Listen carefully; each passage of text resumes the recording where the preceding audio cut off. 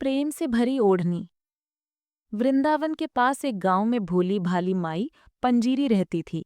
दूध बेचकर वो अपनी जीवन नैया चलाती थी। वो मदन मोहन जी की अनन्य भक्त थी। ठाकुर मदन मोहन लाल भी उससे बहुत प्रसन्न रहते थे। वे उसे स्वप्न में दर्शन देते और उससे कभी कुछ खाने को मांगते, कभी कुछ। पंजीरी उसी दिन ही उन्हें वो चीज बनाकर भेंट करती। वो उनकी दूध की सेवा नित्य करती थी। सबसे पहले उनके लिए प्रसाद निकालती, रोज उनके दर्शन करने जाती और दूध दे आती। लेकिन गरीब पंजीरी को चढ़ावे के बाद बचे दूध से इतने पैसे भी नहीं मिलते थे कि 2 वक्त का खाना भी खा पाए। अतः कभी कभी मंदिर जाते समय यमुना जी से थोड़ा सा जल दूध में मिला लेती। फिर लौटकर अपने प्रभु की आराधना में मस्त होकर बाकी समय अपनी कुटिया में बाल गोपाल के भजन कीर्तन करके बिताती। कृष्ण कन्हैया तो अपने भक्तों की टोह में रहते ही हैं, नित नई लीला करते हैं। एक दिन पंजीरी के सुंदर जीवन क्रम में भी रोड़ा आ गया।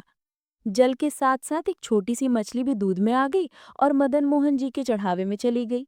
दूध डालते समय मंदिर के गोसाई की दृष्टि पड़ गई। गोसाई जी को बहुत गुस्सा आया। उन्होंने दूध वापस कर दिया, पंजीरी को खूब डांटा फटकारा और मंदिर में उसका प्रवेश निषेध कर दिया। पंजीरी पर तो आसमान टूट पड़ा। रोती बिलखती घर पहुंची। ठाकुर, मुझसे बड़ा अपराध हो गया, क्षमा करो। पानी तो रोज मिलाती हूँ, तुमसे कहाँ छिपा है। ना मिलाओ तो गुजारा कैसे हो। और उस बेचारी मछली का भी क्या दोष। उस पर तो तुम्हारी कृपा हुई तो तुम्हारे पास तक पहुंची। लेकिन प्रभु, तुमने तो आज तक कोई आपत्ति नहीं की, प्रेम से दूध पीते रहे। फिर ये गुसाई कौन होता है मुझे रोकने वाला। और मुझे ज्यादा दुख इसलिए है कि तुम्हारे मंदिर के गुसाई ने मुझे इतनी खरी खोटी सुनाई और तुम कुछ नहीं बोले। ठाकुर, यही मेरा अपराध है, तो मैं प्रतिज्ञा करती हूँ कि तुम अगर रूठे रहोगे, मेरा चढ़ावा स्वीकार नहीं करोगे, तो मैं भी जल ग्रहण नहीं करूंगी, यही प्राण त्याग दूंगी। भूखी प्यासी रोते रोते शाम हो गई। तभी पंजीरी के कानों में एक मधुर कंठ सुनाई दिया। माई, ओ माई।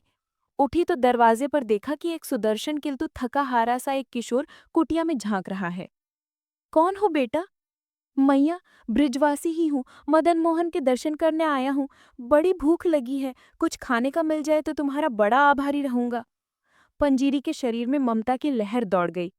कोई पूछने की बात है बेटा, घर तुम्हारा है। न जाने तुम कौन हो, जिसने आते ही मुझ पर ऐसा जादू बिखेर दिया है।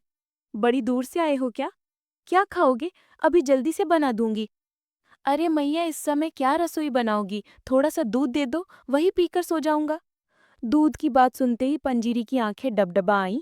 फिर अपने आप को संभालते हुए बोले, बेटा दूध तो है, पर सवेरे का है। जरा ठहरो, अभी गैया को सहलाकर थोड़ा ताज़ा दूध दूह लेती हूँ। अरे नहीं मैया, उसमें समय लगेगा। सवेरे का भूखा प्यासा हूँ। दूध का नाम लेकर तुमने मुझे अधीर बना दिया है। अरे वही सुबह का दे दो, तुम बाद में दूधी रहना। डबडबाई आंखों से बोली, थोड़ा पानी मिला हुआ दूध है। अरे मैया, तुम मुझे भूखा मारोगी क्या। जल्दी से दूध छान कर दे दो, वरना मैं यहीं प्राण छोड़ दूंगा। पंजीरी को बड़ा आश्चर्य हुआ कि ये बालक कैसी बात कर रहा है। दौड़ी दौड़ी गई और झटपट दूध दे दिया। दूध पीकर बालक का चेहरा खिल उठा। मैया, कितना स्वादिष्ट दूध है। तू तो यूं ही न जाने क्या क्या बहाने बना रही थी। अब तो मेरी आंखों में नींद भर आई है। अब मैं सो रहा हूँ। इतना कहकर वो वहीं सो गया। पंजीरी को फुर्सत हो गई तो दिन भर की थकान, दुख और अवसाद ने उसे फिर घेर लिया। जाड़े के दिन थे, भूख के पेट उसकी आंखों में नींद कहाँ से आती।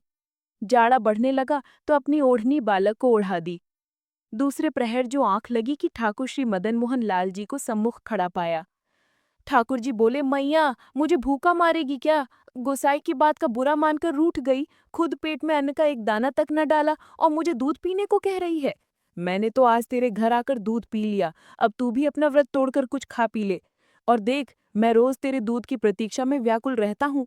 मुझे उसी से तृप्ति मिलती है। अपना नियम कभी मत तोड़ना। गुसाई भी अब तेरे को कुछ न कहेंगे।